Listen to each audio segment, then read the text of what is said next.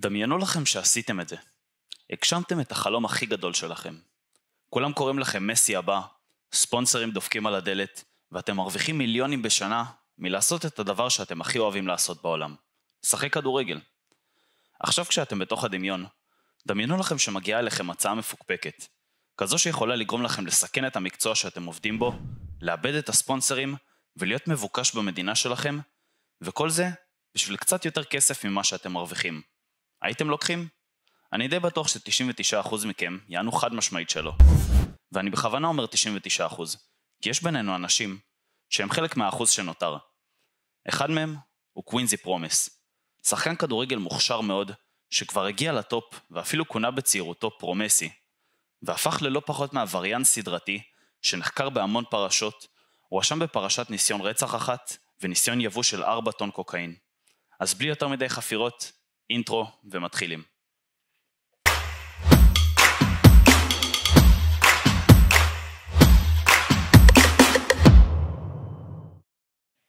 אז איך הגיע ילד הולנדי מוכשר, שכבר נגע בטופ ושיחק בנבחרת הולנד הבוגרת למצב כזה? בואו נגיד שהרקע שלו מסביר כמה דברים. כבר מגיל 10, הוא התחיל להבריז באופן קבוע מבית ספר, שזה לא משהו כל כך נורא, אם הוא עושה עם הזמן שלו משהו מועיל. הוא הגיע לגיל 16 בתור אחד הנערים המוכשרים ביותר באקדמיה המפוארת של אייקס, אבל בכל זאת, הוא נזרק ממנה בשל בעיות התנהגות. פרומס בעצמו הודה באחד הראיונות שלו: לא הייתי ילד קל להתמודד איתו. אני יודע את זה. לא ידעתי מה צריך לעשות כדי להגיע לטופ. אהבתי את הכאוס ולא נתתי לאף אחד לעזור לי. זה היה רגע של שבירה עבורו. קווינסי בעצמו הודה שהוא התפרק מבכי כשהגיע לביתו, ושאימו הייתה צריכה לשכנע אותו להמשיך בכדורגל, כיוון שהוא כבר לא האמין בעצמו.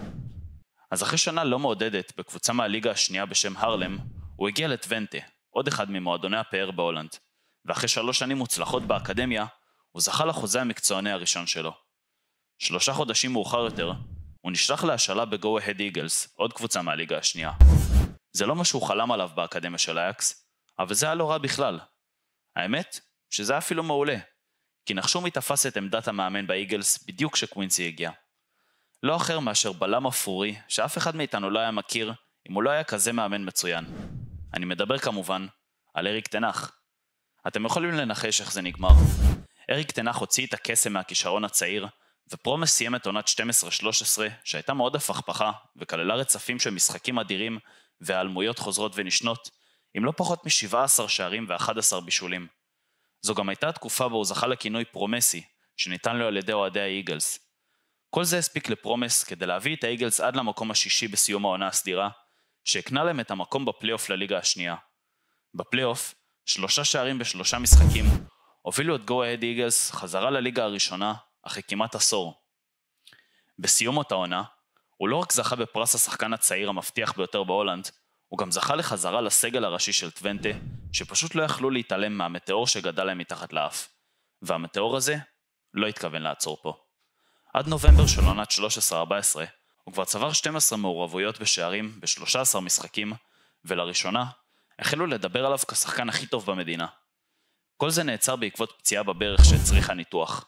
אך פרומס חזר מהפציעה מוקדם יותר מהצפוי, ואפילו כבש 4 שערים ובישל 2 ב4 המשחקים הראשונים שלו בחזרה מהפציעה. בקיץ, הוא זומן לסגל הרחב של הולנד למונדיאל, והיה נראה כאילו מפה הדרך למעלה מובטחת.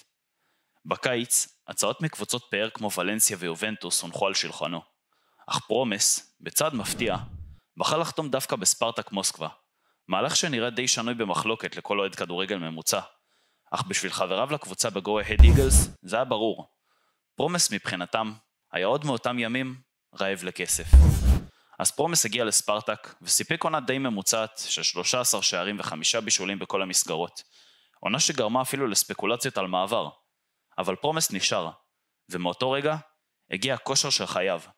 בעונה הבאה, עונת 15-16, הוא נבחר לשחקן החודש ב4 חודשים רצופים, וזכה במקום השני בפרס השחקן הטוב בליגה. עונה לאחר מכן, הוא נכנס לפיק הכי גדול עד אותה תקופה, עם 18 שערים ו18 משחקים רצופים. פיק שאפילו גרם לאינטר וליברפול לפנות אליו.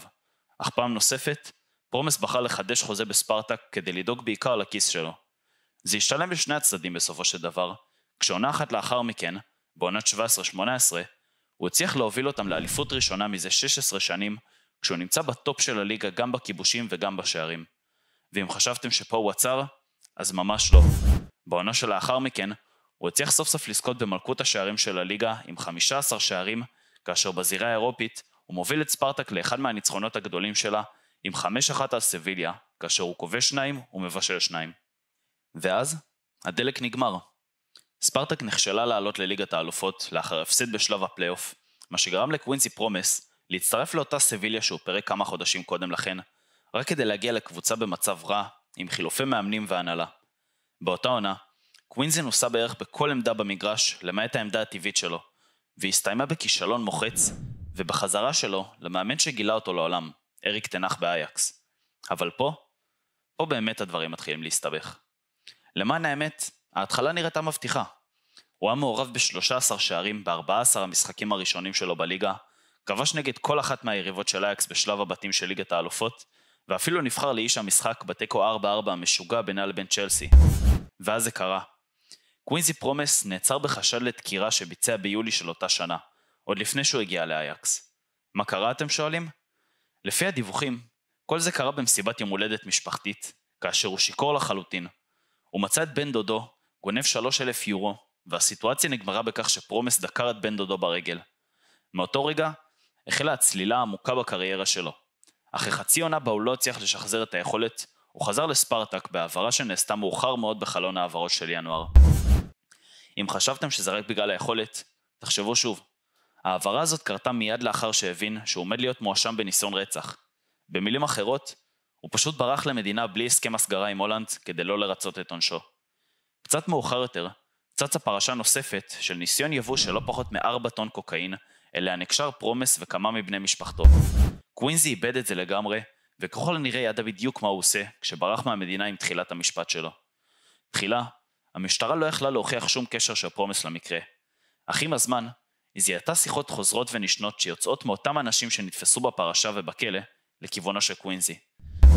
המשטרה קיוותה לגלות משהו מהשיחות הללו, אך כשהלכה אחורה בשיחות, היא פענחה בכלל את מקרה הדקירה. שיחות טלפון של קווינסי עם אביו ואמו ביום של הדקירה חשפו אותו. בשיחות נשמעו ציטוטים כמו, הוא צריך להגיד תודה שנדקר רק ברגל, ומי שינסה לגנוב מאיתנו ימות, נקודה, ששמו חותמת על הפרשה. והיה קצת כדורגל בין לבין. הוא אפילו הספיק לחזור לפורמה טובה לקראת סוף העונה, מה שלא עזר לספרטק שסיימה 10 בלבד בליגה. למעשה, בעונה שעברה סיפק פרומס את המספרים הכי טובים בקריירה שלו, 25 שערים ו10 בישולים, מעורבות בשער כל 87 דקות.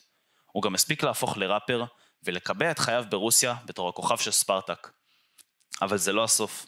רק בחודש שעבר, המשטרה ההולנדית הודיעה שיש הוכחות שקושרות את קווינסי פרומס ליבוא של 1.3 טון של קוקאין, שהניבו רווח של $40 מיליון, יחד עם אחד מברוני הסמים הגדולים בעולם, פיאט וורל הסורינמי, עבריין שברזומה שלו 2 בריחות מבתי הכלא בספרד והולנד.